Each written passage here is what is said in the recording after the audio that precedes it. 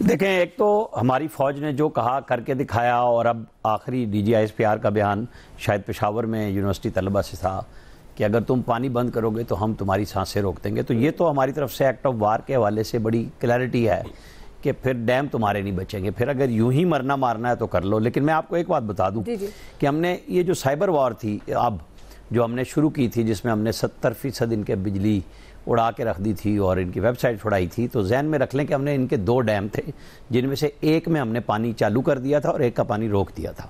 یہ ان کو ڈیمانسٹریشن ہم دکھا چکے ہوئے ہیں، اور یہ میں پکی انفارمیشن کی بنیاد پہ آپ کو بتا رہا ہوں کہ ان کو یہ میسیجز جا چکے ہوئے ہیں کہ جو کچھ کر رہے ہو اس سے بہت برا ہوگا اگر اس سے آگے چلو گے. یہ جو ان کو ہم نے دکھائی ہے نا وار، کہ اپنے طیارے بھی وہ نزدیک نہیں لا سکے تھے، رافیل وغیرہ وہ 400 کلومیٹر دور انہوں نے رکھے ہوئے تھے جب ہم نے جواب دینا شروع کیا تھا. ہمارے فتح میزائل شروع ہوئے تھے، ہمارے ایروپلین سارے ہوا میں تھے اور انڈین ایروپلین 400 کلومیٹر دور تھے کہ کہیں پھر رافیل وغیرہ کسی اور میزائل کا نشانہ نہ بن جائے. ایسے نہیں صبح 7:30 بجے سے منت ترلا شروع ہو گیا ہوا تھا ان کا دنیا بھر میں. تو بالکل کنسرن ہے اور ہمیں سفارتی سطح پہ بالکل اس کو اٹھانا چاہیے. لیکن انڈیا کو کلیئرٹی سے ہم نے بتا دیا ہے کہ جہاں ہم دہشت گردی کے اوپر دنیا میں بتا رہے ہیں، اور یہ بالکل ٹھیک پوائنٹ آؤٹ کیا کہ 1971 کا سانیہ کیا ہے، وہ انڈین دہشت گردی ہے. اور اس سے لے کے آج تک اب کینیڈا بھی کھڑا ہو گیا لائن میں، امریکہ بھی، برطانیہ بھی، آسٹریلیا بھی، اور سکھ کمیونٹی پوری دنیا میں نئے سرے سے شروع ہوئی ہے. اور ہم نے جو جواب دیا ہے اس کے بعد بہت سارے اور ممالک کو یہ بات سمجھ آ گئی ہے. ہماری کتنی ڈپلومیسی کام کرتی ہے، ہم کتنا اگریسو جائیں گے، اس میں زیادہ کام ہمارا ہو چکا ہوا ہے. اب ہمارے وفود بھی جائیں گے.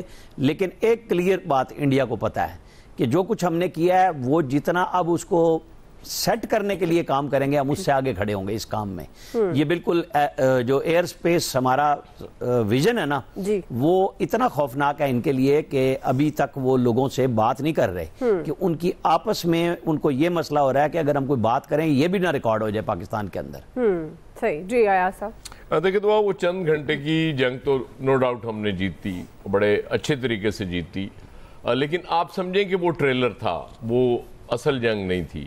اصل جنگ اب شروع ہونے جا رہی ہے. ظاہر ہے پانی ایک ایسی چیز ہے، اور یہ نریندر مودی کا تو خواب ہے کہ پاکستان کو اس نے پیاسا کر کے مارنا ہے. یہ وہ اوپنلی، چونکہ وہ بار بار ان کے لیڈرز کہتے رہے ہیں، اور نریندر مودی کا بھی چونکہ نظریہ یہی ہے پاکستان کے حوالے سے، اور وہ انہوں نے جب اناؤنس کر رہے ہیں اور چیزیں شروع کر رہے ہیں، اور یقیناً باقی جو ان کے ساتھ ہوئی ہے اس پہ بھی ان کے تھنک ٹینکس بیٹھے غور کر رہے ہوں گے کہ ہمارے ساتھ کیا ہوئی ہے، اور فیوچر میں پلان بھی کر رہے ہوں گے کہ اس طرح بچنا ہے اس سے. تو ہمیں یہ سوچ کے تو ہم نہیں بیٹھ سکتے نا کہ ہم نے چونکہ وہ 70% کر دیا تھا لہذا اب انڈیا اٹھ نہیں سکتا اور ہم ہمیشہ ڈومینیٹ کریں گے. وہ بالکل ٹھیک ہے، ہم نے ایک جو دنیا کو دکھایا.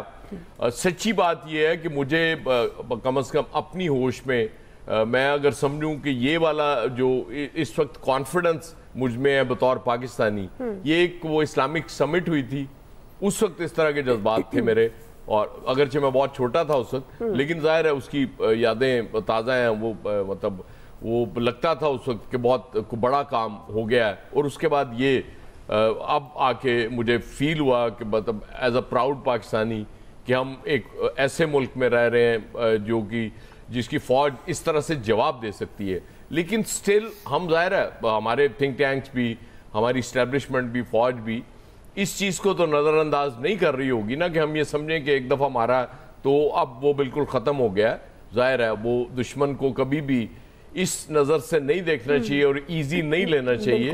ہمیشہ یہی سوچنا چاہیے کہ وہ پلٹ کے وار کر سکتا ہے اور اس کی تیاری ہمیں کرنی چاہیے. اور آبی جارحیت جو ہے یہ تو ظاہر ہے کسی صورت برداشت نہیں ہو سکتی، مطلب جس لیول پہ جا کے، کیونکہ اگر پانی ہی نہیں ہوگا اس ملک میں تو یہ ملک نہیں ہوگا، پھر یہاں کون رہے گا. تو اس لیے میرا خیال ہے کہ یقیناً اس کی تیاری کی جا رہی ہوگی، مجھے یقین ہے.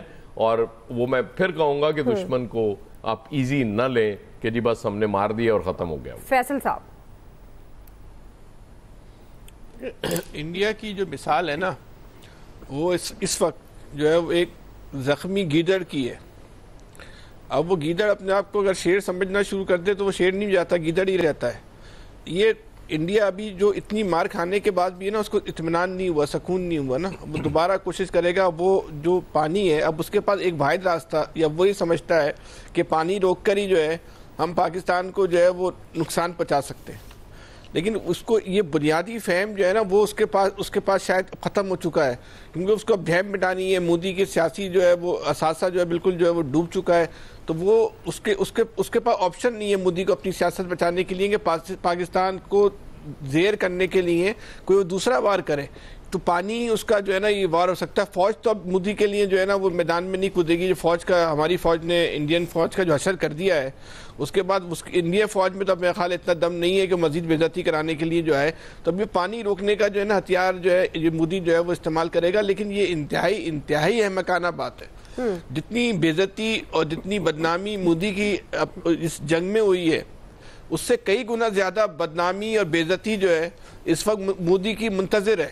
یعنی کہ اور مودی جو ہے بڑے ہنستے کھیلتے جو ہے نا اس بدنامی کو اپنے گلے لگانے کے لیے بے چین اور بےتاب ہے.